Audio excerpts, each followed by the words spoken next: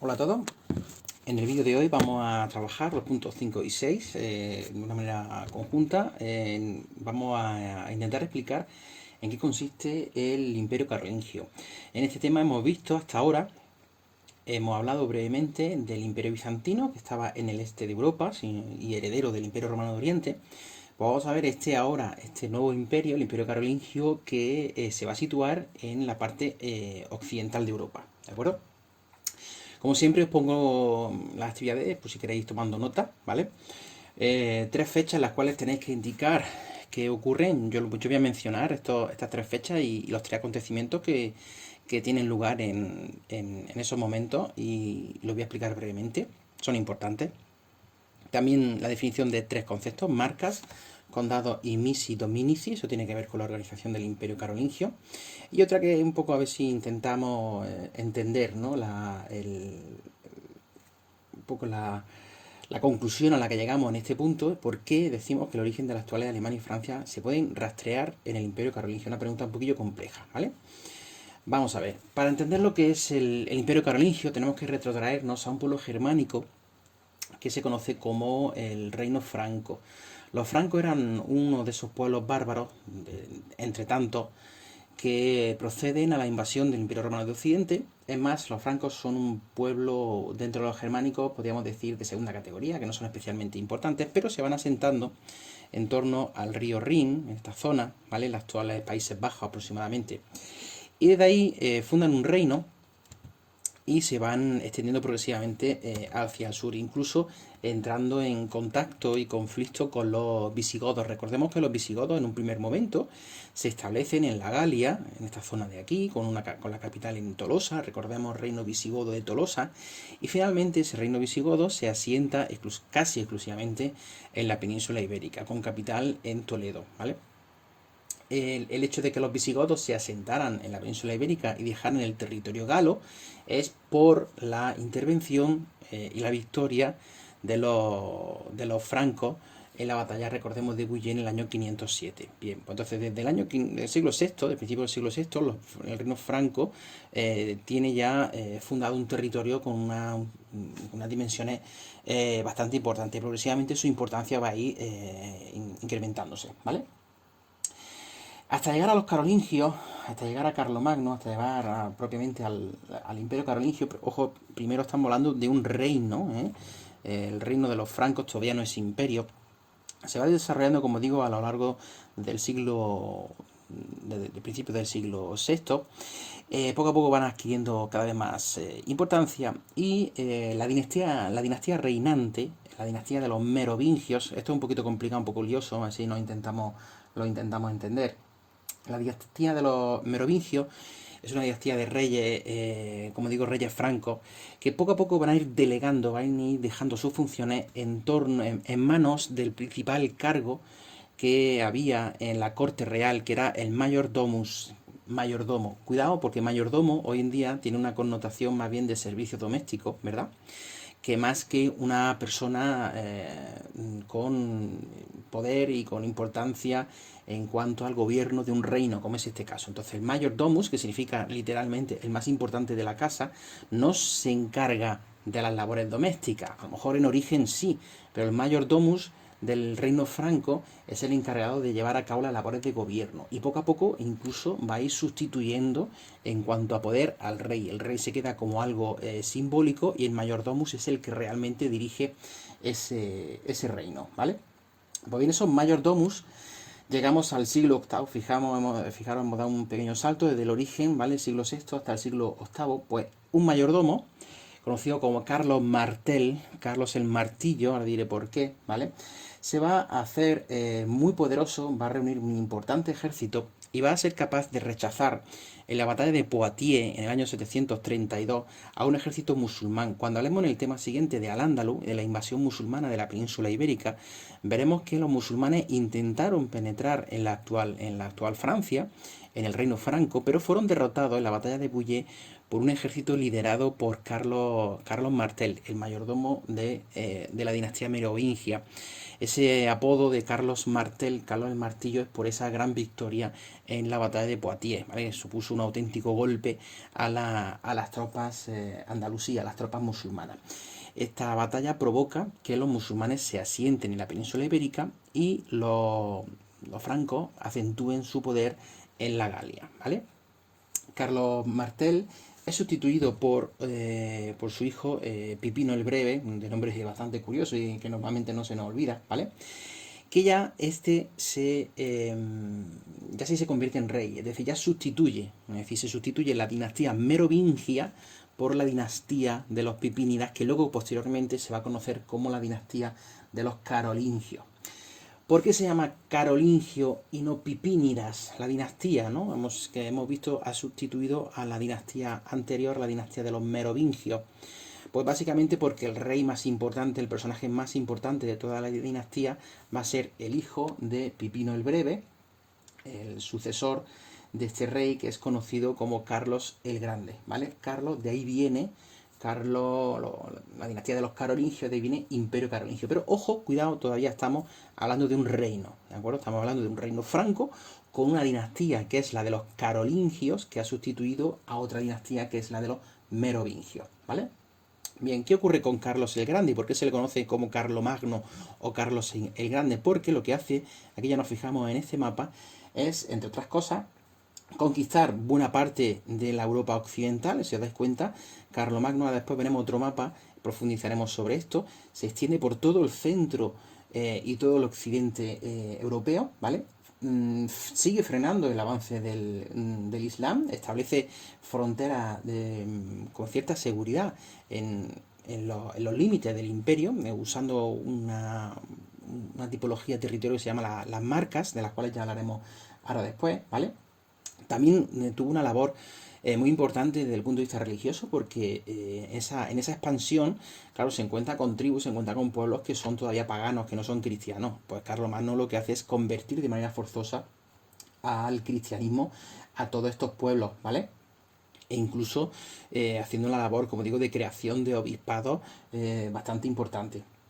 Ese enorme crecimiento del poder, no solo territorial, sino crecimiento como monarca del rey Carlos, de Carlomagno, se provoca que poco a poco, desde Roma, desde la autoridad papal, desde el Papa de Roma, se considere la importancia o la necesidad de nombrarlo emperador. Recordemos que en ese momento el único emperador que existía estaba en el Oriente, en el Imperio Romano de Oriente, en Bizancio, y se estima oportuno, y además en esos momentos estaba justo, ¿no?, de manera contemporánea a Carlos, el Imperio Bizantino estaba regido por una mujer, la emperatriz Irene, y claro, pues eso no está muy bien visto por parte del Papa de Roma, que consideraba que esa sede imperial estaba vacante, no existía, porque estaba a manos de una mujer, fijémonos, ¿no?, la ideología de la época.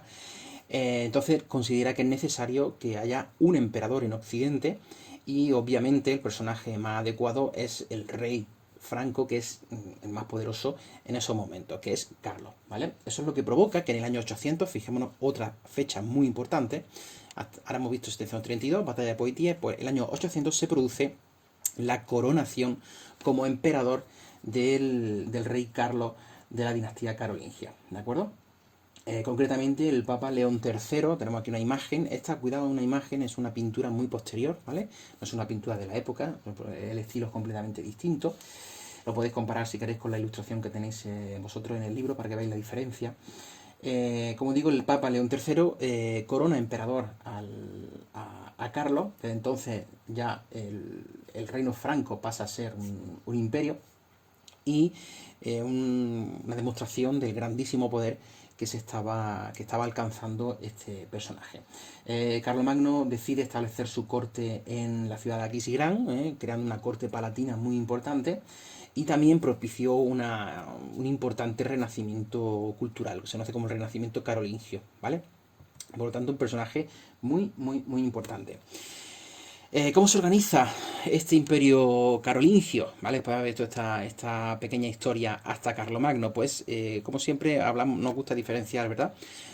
Gobierno central y administración territorial. Ahora vamos a ver un mapa que lo va a ilustrar. El gobierno central, por supuesto, a la cabeza está el emperador, ¿vale? Y una serie de personas que están a su alrededor, que es la corte real, ¿vale? Que son un grupo de personas, de nobles, de también religiosos, que establecen una relación muy personal, legal e incluso y de lealtad y de protección con respecto al emperador, una especie de, como digo, unas relaciones personales que se basan en la fidelidad y en la protección, ¿vale? Son los vasallos directos del emperador que le van a jurar, por supuesto, una serie de, por ejemplo, lealtad, un respeto, una ayuda militar y obviamente también el emperador se compromete a protegerlos, ¿vale? Esa fidelidad, esa relación tan estrecha que se establece dentro de la corte real con el emperador, en este caso con Carlomagno, ahí podemos rastrear incluso los orígenes de lo que luego será el feudalismo, porque estas relaciones interpersonales también luego, poco a poco, con el paso del tiempo, se van a ir extendiendo al resto de la población, no solo en la corte real, ¿vale?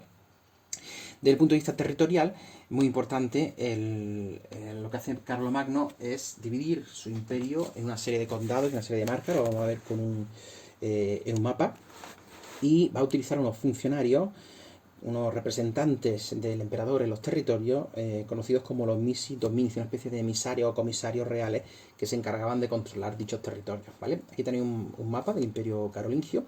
Podemos observar, fijaros, el color verde serían los territorios que había heredado Carlomagno, los distintos colores, este rosado y tal, son territorios que va a incorporar al imperio, que va a cristianizar, que es lo que hemos dicho antes, ¿vale? Y a mí lo que me interesa ahora mismo es sobre todo que veamos esos territorios que están en azul, que aparecen resaltados como las marcas. Las marcas son territorios fronterizos, como podemos observar, ¿vale? Que son creados fuertemente militarizados y fuertemente defendidos. Son creados por el emperador en aquellos territorios, como digo, fronterizos más peligrosos. En el caso de la marca hispánica, como podéis observar, que es el norte de las actuales provincias de Navarra, Aragón y Cataluña, se crea esa marca porque ahí era frontera con el Islam, que el Islam, como hemos comentado antes, había tenido ya varios encontronazos con los francos. Entonces, ante ese peligro, pues se crea este territorio, como digo, fuertemente defendido y a manos de un marqués. De ahí viene la palabra marqués. Este tipo de noble, que luego va a seguir existiendo a lo largo de la historia, ¿vale? Viene de aquí, de las marcas carolingias, esos territorios fronterizos fuertemente defendidos en aquellas zonas más difíciles y más complejas de defender. A su vez, aparte de las marcas, también establece aproximadamente unos 200-250 condados, que también son territorios que están a cargo de un conde, que es una persona que se va a encargar de administrar tanto la justicia como de recaudar los impuestos, también por supuesto de mantener y reclutar a un ejército y teóricamente a proteger a la población. Digo teóricamente porque muchas veces los condes van a ser más bien opresores más que defensores, pero bueno, de eso ya iremos también hablando más detenidamente. El concepto de conde, condado, también tiene su origen aquí, ¿de acuerdo? En el Imperio Carolingio, conceptos que luego se van a extender a otras zonas. Y como unión entre los territorios y el emperador están los misi dominici, que son esos funcionarios reales o emisarios que se encargan de imponer un poco la autoridad imperial en los distintos territorios. Cuando muere, bueno, pues realmente Carlomagno delega su poder en su hijo, su sucesor, Luis el Piadoso, o Ludovico Pío, conocido también, ¿vale? Un poquito antes de morir. Y lo que hace Luis el Piadoso, cuando a su vez él muere, ¿vale? Pues lo que hace es dividir curiosamente el imperio en tres partes en sus tres hijos. Esto es muy curioso porque nos llama la atención, ¿verdad? Que un emperador, en este caso Luis el Piadoso, el sucesor de Carlomagno, pues trocee ese imperio que había heredado a su vez de su padre, de Carlomagno. Esto es una concepción que tenían los germánicos en general y los francos en particular del territorio del reino. Ellos consideraban que el territorio era suyo, pero suyo personalmente, es decir, con una posesión personal. Y entonces, cuando una persona muere, pues ¿qué es lo que hace con sus posesiones? Pues las divide entre sus hijos, ¿no? Entonces, ¿el reino de quién es?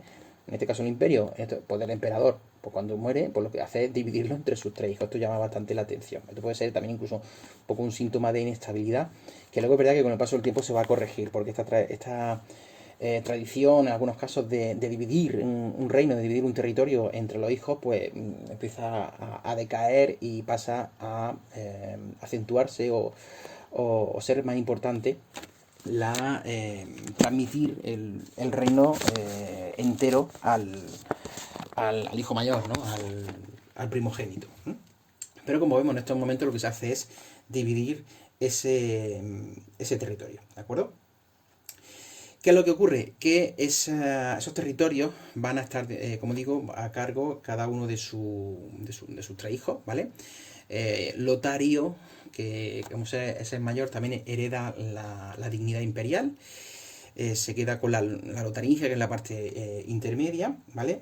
Y al oeste su hermano Carlos el Calvo, que tenía ese nombre, no podemos imaginar por qué. Y al este, el territorio de Sajonia, es decir, la zona más recientemente conquistada y menos cristianizada también, pues se lo queda Luis el Germánico, ¿de acuerdo? Esos tres reinos independientes, con el paso del tiempo, los hermanos que están a los lados se ponen de acuerdo, destronan a Lotario y se dividen la Lotaringia, el territorio intermedio, se lo dividen entre esos dos territorios, ¿vale? En el Tratado de Estrasburgo. Esa división de ese territorio intermedio, ahí son las fronteras que se originan, son los dos reinos que se originan tanto en la parte occidental como en la parte oriental, son ligeramente similares a las fronteras actuales de Francia y Alemania. Es más, el Tratado de Estrasburgo, que divide el territorio de Lotario en dos, se escribe, curiosamente, en versiones muy antiguas del alemán y del francés, ¿vale? Es más, es el primer registro escrito del francés, el francés actual, bueno, del francés del que deriva el francés actual. Entonces, pues, es muy curioso, parece que aquí incluso podríamos rastrear los orígenes, ¿verdad?, de la actual Alemania y Francia, obviamente contando la distancia en el tiempo y las variaciones, pero bueno, ahí podríamos incluso llegar a rastrearlo, ¿de acuerdo? Desde el punto de vista artístico, ¿verdad? Como hemos dicho antes, existe un renacimiento cultural de bastante importancia y artístico, sobre todo bajo el reinado de Carlomagno. Como podemos ver aquí unos cuantos ejemplos, ¿vale? Van a ser, al igual que los visigodos, los carolingios, los francos, van a ser grandes orfebres, también grandes arquitectos. El ejemplo más importante de arquitectura carolingia es la capilla palatina de Aquisgrán, que como hemos dicho, Aquisgrán lo podemos ver aquí en el mapa, aquí arriba. Como podemos observar, Aquisgrán era la sede imperial, la sede residencial del emperador, donde fija su corte, ¿vale? Y una planta octogonal, como podemos observar, todavía existe, se conservan algunos elementos curiosos de la época, como por ejemplo el trono de Carlomagno, bastante simple, ¿no? Si nos imaginamos el trono de un emperador, pero también, como digo, tiene un renacimiento cultural y cristiano bastante importante, desarrollando la vida monacal y fundando monasterios nuevos. Carlomagno va a ser un gran fundador de monasterios nuevos, por ejemplo la abadía de Cluny, que luego, verdad, que luego evoluciona con el paso del tiempo, pero ahí esos grandes monasterios medievales que luego vamos a ver durante la época del románico, del gótico, tienen sus orígenes realmente en la época carolingia, como podemos observar con algunos ejemplos de bastante importantes. Son también muy famosas las miniaturas carolingias, las miniaturas medievales tienen también gran parte de su origen está aquí en el arte carolingio. Son pequeños dibujitos que se hacían en los márgenes de los libros, esos libros que eran copiados a mano en los scriptorium de los monasterios. Todo eso también iremos hablando con el paso de los temas, ¿no? Pero quedaros con esta idea, esas miniaturas o ilustraciones, como podéis observar aquí, que se encargaban de decorar, de ilustrar los pasajes que se iban copiando de esos manuscritos que se llevaban a cabo en los monasterios, los scriptorium de los monasterios, ¿de acuerdo? También, como podemos observar, grandes orfebres, piedras preciosas, etcétera, etcétera, que denotan una gran importancia de la figura del emperador y concretamente del emperador en concreto y en general del reino carolingio, ¿vale? Con el paso del tiempo, El Imperio Carolingio va a ir sufriendo bastantes, una serie de invasiones, lo que se conocen como las segundas invasiones, de las cuales ya hablaremos en otro momento, ¿vale? Invasiones no solo de musulmanes, sino también de pueblos venidos del norte, como por ejemplo los vikingos, ¿vale? De los cuales seguramente os suene.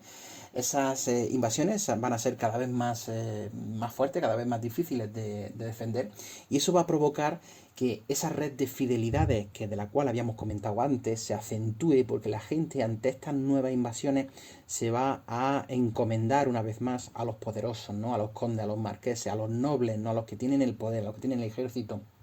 Ahí está el origen de lo que luego explicaremos más detenidamente, el feudalismo. Simplemente quedaros con la idea, ¿vale? Esas segundas invasiones que va a sufrir el Imperio Carolingio, ¿vale? Esa inestabilidad que se genera, sobre todo a partir del finales del siglo IX, esas segundas invasiones, como digo, musulmanes, vikingos y otros pueblos, eslavos, etcétera, etcétera, va a provocar ese proceso de feudalización. Quedaros simplemente con el concepto, ¿vale? Porque más adelante seguiremos profundizando en él. Os voy a poner las actividades. El próximo vídeo versará sobre el nacimiento y la expansión del Islam y Al-Ándalus.